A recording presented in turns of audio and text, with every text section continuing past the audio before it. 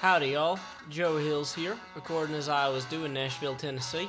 I built myself a nice little furnace, and I have gotten a whole bunch of coal coming out of some of them logs I harvested earlier. And I'm just slowly but surely building an infrastructure that will hopefully keep me alive as I continue further into this map.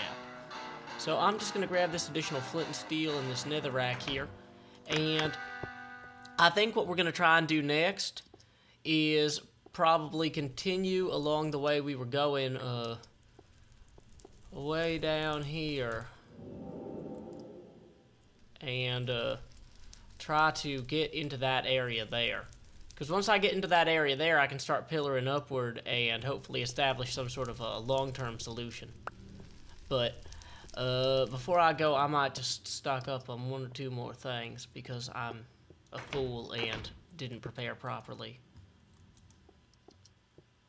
Okay, so now we're on our way, slowly but surely.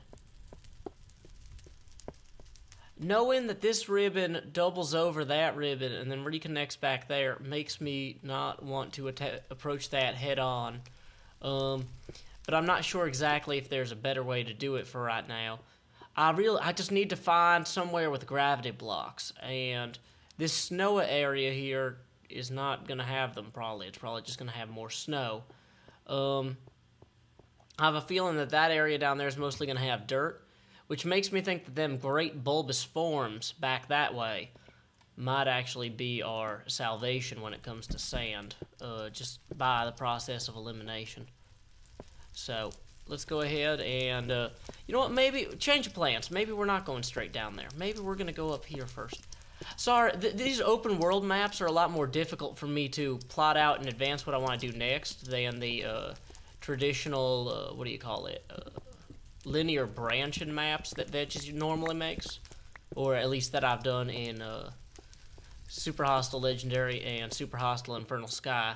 Like, those both had a set path, and you would branch off from the path, whereas this one is an open world, so you can literally go anywhere. And I constantly fear that I'm not going the right way. Like, should I be going down there? Should I be going into the hub spire thing? Like, that hub spire room with the gas seemed pretty cool. And, you know, I'm sure there's something valuable to be found in there. But, like, in the short term, having sand to make glass and keep the Victor Monument safe might actually be a greater value to me. So, let's see. Do these bulbous orbs even connect? Okay, yeah, they connect up with that one there. So I just need to get to that one there. And so I think I need to drop down here a bit somewhere. I've got a path down here. I just don't remember exactly where it was. Okay, here we go now. Now we're in business. But yeah, them Enderman spawners down that way were giving me some hassle. And supposedly, though, in the new 1.9 pre-beta 2, which is a whole bunch of numbers and letters, you can use Enderman orbs to teleport, which might be valuable for jumping from ribbon to ribbon. But for right now, I'm not ready to just go ahead and install another pre-beta when I know that this one actually records properly. Because the last thing I need is to have the game crashing on me when I'm trying to play with y'all. Especially because if there's a glitch that resets your bed and you go back to spawn, that is literally a game over for me. And I would rather not have to experience that firsthand again and again because of technology. At least when I die now, it's my fault, you know? So let's see here. Lighting up around the sides here. Anything down here of interest? Just a little bit of random fires, it seems. Light around here, so in case there's any spawners or anything waiting for us, we don't have to worry about them setting anything off. I've got the brightness turned up a little bit to make it easier to record. It's about 15% higher than it would be otherwise. And that makes it hard for me to tell when an area is properly lit because my finely honed senses of area lightness are not calibrated yet fully for this new experience of additional brightness beyond that of the traditional game. Okay, so we're going downward here, and there's a spider. So let's hit him with a sword repeatedly. How's that sound? Okay, so that's our first monster attack on this trip. Probably not our last, but you know what? We'll endure. I wonder if endor comes from the word endorphins, which probably... Oh yeah, there's that tower right there. I saw that in the distance and I didn't put two and two together that it was going to align perfectly with this spire thing here. Okay, so let's see. There's clearly a ribbon... Not a spire, ribbon. I've got to learn a whole new language, it seems, for this map. I'm just not prepared. So it seems like there's another ribbon that clearly descends there. Without gravity blocks, though, I can tell it's covered in creatures and probably incredibly perilous. So, let's see. Our options include bridging out that way and seeing what we can find. Going up and over this little zombie fortress thing. Now, I don't want to blow up this one with TNT, because I realized later, oh, that was an essentially unending source of food, and I probably should have just left it be. In terms of bridging materials, though, I'm out of slabs for the time being. But, whoa. I do want to go out that way. So I think I might just give it a go. Let's see, we're far enough out. Is that sand there? If that is sand there, then I definitely want to go that way. So let's go ahead, just quick survey. Anything else of interest before we start? Don't think so. Okay, moving on. I'm concerned that the drop to this ribbon might not be large enough that skeletons can't spawn. So I'm loath to build a single bit wide what do you call it, bridge here. But in retrospect, I'm thinking probably what I actually should be doing is building it more like this, so that way I've got the backstop in one direction and they can't shoot me from the other. But also then I can't accidentally run into my flame like so. Plenty of spiders down there. It's like a little spider, I don't know, family reunion. Do they have families? I know they lay eggs. Do things with eggs have reunions, though? Like, what else lays eggs? Ducks, platypi? I've never heard of a duck reunion. So, maybe not. They are clearly down there. Okay, we're getting to the point where we're starting to illuminate the ground below us here. And we're also starting to encounter the, like the ribbon's turning, so we're going to want to turn too. So we can get up that way. So, fun fact I read about, apparently jumping into the void or falling into the void despawns all monsters. Not that I should exploit that, because that would be unfair to you, the viewer, and myself. But if I were to be forced into the void somehow by monsters, I should probably keep that in mind, because it would be a great chance or a great time for me to run ahead and do other things. So, we've got a little bit more netherrack here, and we are getting close to the ground over here as well. So, let's keep on going. Like, I know I saw a skeleton down there. Let's, you know what, let's pick off some of these guys real quick. Spider? Dead. Creeper? Exploding. Is he gonna explode? Or did the skeleton just kill him? Oh, this is nice. I can actually see over there and just knock everybody out from here. That's one less problem. Thank you, additional 15% of brightness. I could not have done it without you, my friend. So let's go ahead, light that up that much. Like, we're clearly at a point here where I could safely descend and start lighting things up. Before I start lighting things up, though, we are definitely just going to attack real quick some of the skeletons that might be, or zombies. Okay, actually, I don't even see any, so at least not from here. Any from here? Bunch of them over out that way.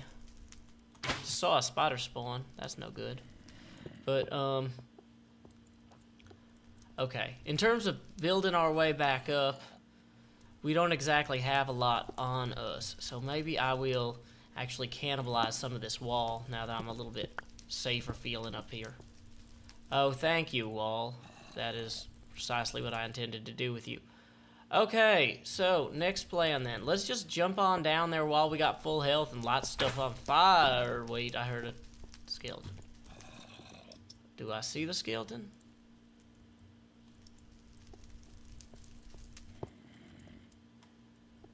No, of course not. That would be too easy. And we don't like things being easy around here. That's why we didn't prepare by having a flint and steel out, which would greatly speed up our ability to light things on fire and to stand in fires. Okay. Well, we're still standing. That's a good sign. Let's go ahead and just real quickly gather enough netherrack to build a little ladder shaft back up to our thing up here. That should be enough to get going.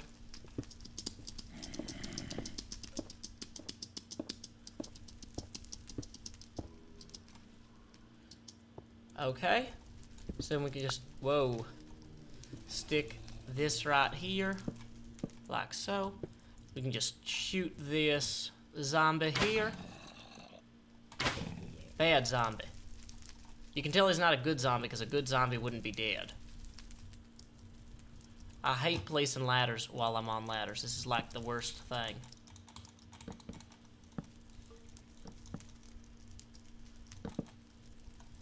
Ta-da! Renewable wood, or lumber, has paid off for us.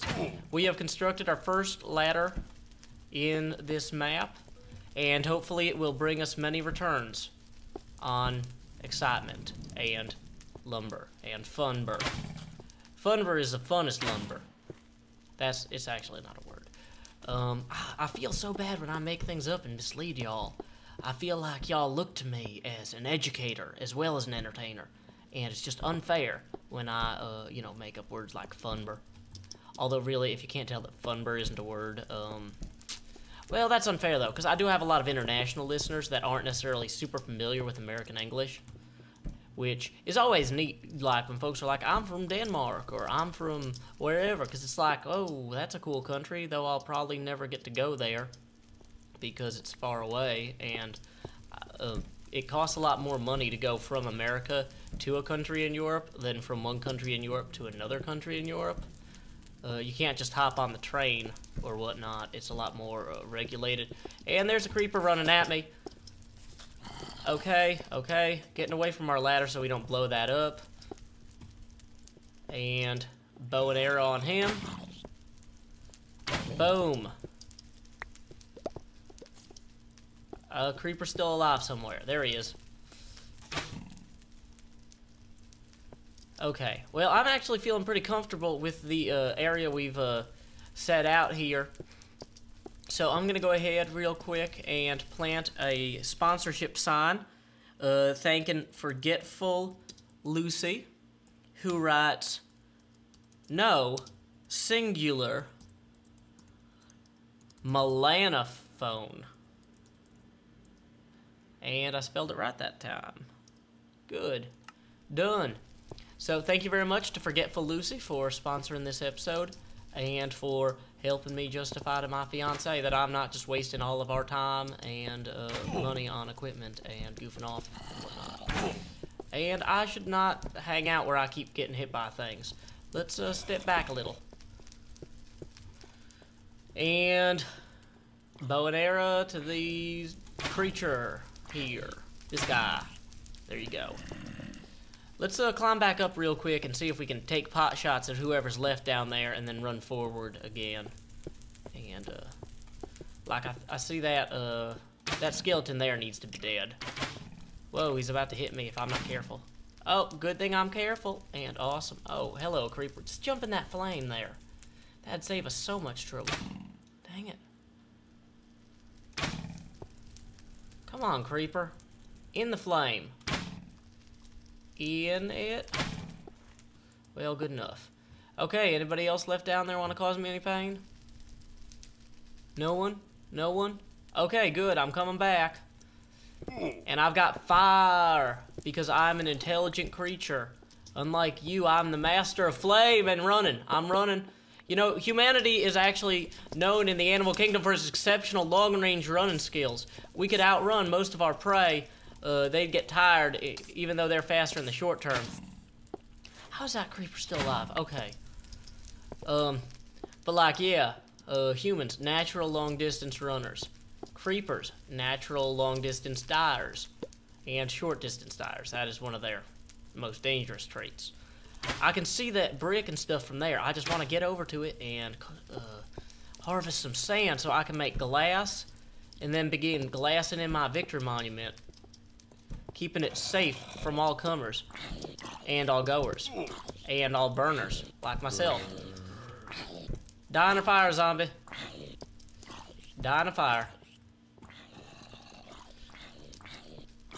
And era. I still hear another zombie somewhere, but that's okay. I can't be held responsible for all zombie-related noises and activities. I can just light up enough of this around here to give me a safe haven while I read. Oh no, now I'm on fire. Or at least about to be. So, where was I? Oh yeah, I was just... Okay, so I'm now out of flint and steel. But there's clearly an area over there. Like, okay, sandstone. I can't necessarily make anything with sandstone directly. But it's cool to have. And I really want to see what this area here is. So hopefully nothing will attack me. What does it say? Oh good, lots of sandstone blocks. These are precisely the kinds of blocks I wanted to find because they are just so incredibly useful to me. This dialogue prediction brought to you by vechs. The caverns of caves of madness. Okay. Dang it, this isn't... No.